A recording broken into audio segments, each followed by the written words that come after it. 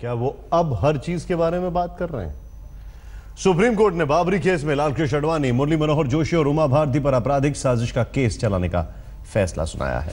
उनके अलावा कई और नेताओं पर भी यह मामला चलेगा। आडवाणी समेत 13 नेताओं पर चलेगा धारा 120B के तहत यह केस। राज्यपाल होने की वजह से कल्याण सिंह को फिलहाल राहत है। रोजाना आधार पर केस की होगी सुनवाई। 2 साल के अंदर इस मामले का ट्रायल पूरा हो।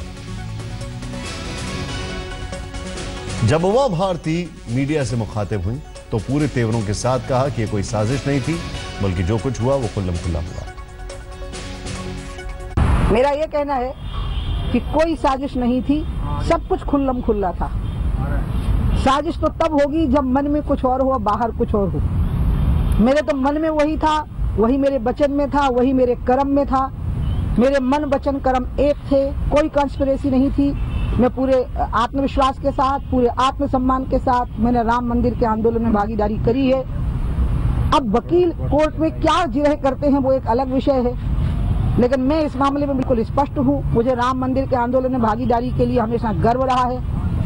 मैंने तिरंगे के लिए मुख्यमंत्री की कुर्सी छोड़ दी थी। उसी की बदौलत आज भारतीय जनता पार्टी यहाँ बैठी हुई है। हम 2 से आज सरकार बनाने तक की जो पोजीशन में आए, उसमें राम मंदिर आंदोलन की बहुत बड़ी भूमिका रही। इसके अलावा जो ये बातें हैं कि 2 साल में हो, मैं तो कहती हूँ कभी भी हो, मुझे फांसी हो जाए, मुझे जेल हो जाए, अयोध्या के लिए, गंगा के लिए, तिरंगा के लिए मैं कोई भी सजा भुगतने के लिए तैयार हूँ। ना मैंने कभी खेद व्यक्त किया है, ना मैंने कभी माफी मांगी है। मैंने हर बात को बिल्कुल स्पष्ट कहा है। बाकी वकील हैं, कोर्ट में लड़ेंगे, हमारे जो वकील होंगे वो अपनी बात कहेंगे। जब तिरंगे के लिए मैंने मुख्यमंत्री की कुर्सी छोड़ी थी तो अपराध प्रमाणित हो गया था। अभी तो साजिश के बारे में केस चलना है, अपराध अभी प्रमाणित नहीं हुआ है। बाकी मुझे तो आपको मालूम है कि मेरे लिए तो राम के लिए, गंगा के लिए, तिरंगे के लिए मैं इंद्र का भी आसन छोड़ सकती हूँ। मंत्री का पद तो बहुत छोटी चीज है। और मैं आज ही रात को अयोध्या जा रही हूँ। मैं सवेरे अयोध्या पहुंचूंगी और मैं रामलला को और हनुमान जी को इस बात का गर्व और संतोष व्यक्त करूंगी कि उन्होंने जीवन में मुझे इतना यश दिया, इतनी प्रतिष्ठा दी, इतना सम्मान दिया।